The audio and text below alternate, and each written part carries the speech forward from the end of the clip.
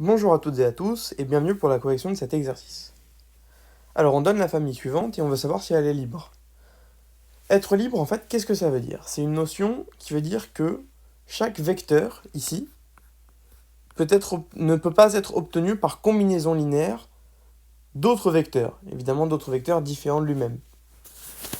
On peut également le voir ça comme, alors si je prends lambda 1, lambda 2, lambda 3, lambda 4 des scalaires, la somme de i égale 1 jusqu'à 4 des lambda i EI égale 0 de R4 implique lambda 1 égale lambda 2 égale lambda 3 égale lambda 4 égale 0.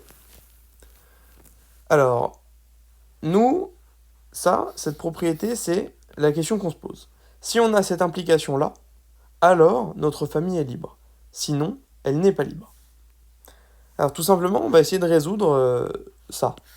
Cette égalité-là, en fait, si on la transmet sous la forme vectorielle, on a lambda 1 de 1, c'est-à-dire lambda 1, lambda 1, lambda 1, lambda 1, plus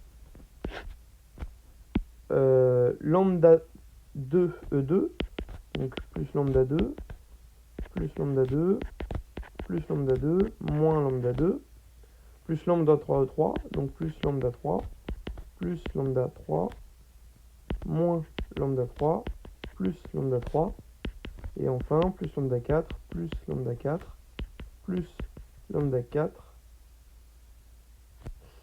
hop, et il y a juste ici où c'était en fait un moins, hop,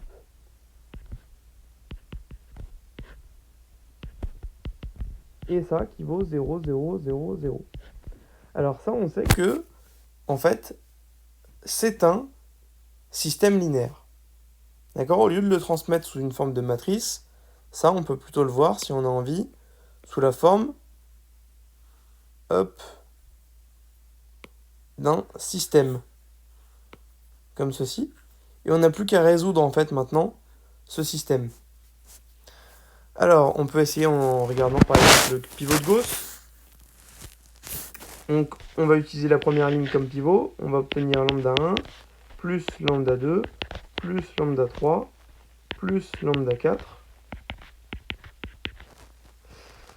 qui vaut 0. Et ensuite, donc, la première ligne va prendre la seconde ligne va prendre la seconde ligne moins la première, c'est-à-dire 0.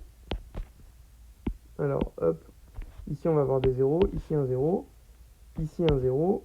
Et en revanche, ici, on va obtenir moins 2 L4 qui vaut 0. Donc tout de suite, hop, L4 égale 0. Donc je vais tout de suite, ça en fait, le réinjecter. Alors dans la seconde, donc dans la troisième, L3 prend la valeur L3 moins L1. Donc ici ça s'annule, ici ça s'annule, ici j'obtiens moins 2L3 égale 0. Et la dernière, L4, prend la valeur L4 moins L1. Donc ça s'annule. Moins 2L2, ça s'annule, égale 0.